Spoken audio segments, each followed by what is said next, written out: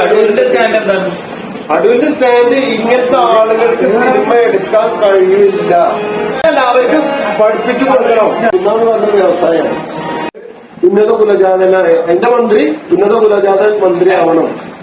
അല്ലാതെ ആദിവാസിനെ നോക്കണ ആദിവാസി മന്ത്രി ആയാല് അത് മുന്നോട്ട് പോകില്ല. നമുക്ക് അതിനുള്ള കഴിവില്ല. അതാണ് ഇപ്പൊ ഇവരും പറഞ്ഞത് സിദ്ധാന്താണ്. സിനിമകളിൽ തന്നെ ഇപ്പൊ എത്ര കാസ്റ്റുപരമായിട്ടുള്ള വ്യത്യാസങ്ങളില്ലാതെ എത്ര കച്ചവടം അവിടെ പ്രൊഡക്റ്റ് അടിപൊളിയായിരുന്നു. കേസ് കൊടുക്കാൻ ഉതകുന്ന സംഗതിയാണ് പറഞ്ഞതെന്ന് രാധാകൃഷ്ണൻ പറഞ്ഞിട്ടുണ്ട്. ഓൾറെഡി റിസർവേഷൻ ഉണ്ട്. അതെ, പാർശ്വവൽക്കരിക്കപ്പെട്ടവരുടെ സിനിമ നിർമ്മിച്ചത് ആ വിഭാഗത്തുനിന്ന് വന്ന ആളുകളൊന്നുമല്ല, ലോക സിനിമകളിൽ തന്നെ. അത് അവിടുത്തെ പേരുകേട്ട സംവിധായകരോ അല്ലെങ്കിൽ പണക്കാരോ ഒക്കെ ആയിരിക്കും. സ്ത്രീകളിൽ വരണം എന്ന് സർക്കാർ പറഞ്ഞിട്ടുള്ളൂ. ഒരു പെണ്ണിന്റെ ഭാഗത്തു നിന്നുള്ള കാഴ്ചകൾ കാണണം. അതിന് 1.5 കോടി രൂപ സർക്കാർ ഫണ്ട് ചെയ്യും. കാണുന്നോ?